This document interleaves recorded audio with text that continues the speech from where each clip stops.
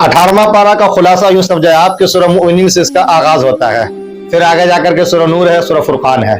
सूरह मुमिनून के शुरू में क्या बताया गया है कि मुसलमान और ईमान वाले वही कामयाब होंगे जो अल्लाह तबारक व तआला के यहाँ पर सही तरीके से अपने आप को जन्नत का मुस्तहिक बनाएंगे। और जन्नत का मुस्तहिक कब बनता है इंसान? इबादत के अंदर बहरहाल वो पाबंदी करता हो, खुशू खुजू से काम लेता हो, अमानत और दियानत का पूरा पूरा ख्याल रखता हो, लोगों से जो कुछ भी कहता हो उस पर खड़ा उतरता हो, और इफ़्फ़त व पाक दामनी का सिरा बहरहाल कभी न छोड़ता हो। ऐसे लोग जन्नत के वारिस हैं। उसके बाद जब सूरह नूर का आगाज होता है तो वहां पे बताया जाता है कि माशरे को पाक और साफ कैसे रखना है। एक माशरे की पाकीज़गी की बुनियाद इस पर रखी गई है कि पर्दे के अंदर रहा करें आप, किसी के आए जाए तो परमिशन और इजाजत लेकर के जाए आप। इसी के साथ साथ कोई किसी पे झूठा इल्जाम लगा दे तो उसके ऊपर सजा नाफिज की जाए।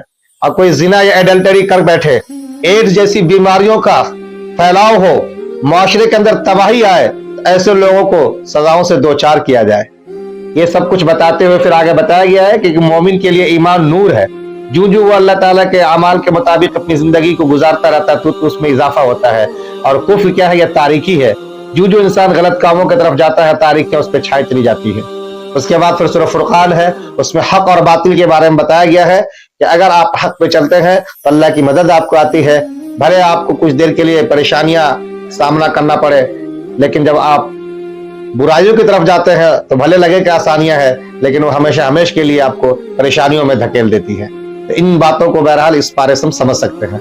शुक्रिया, जज़ाकल्लाह।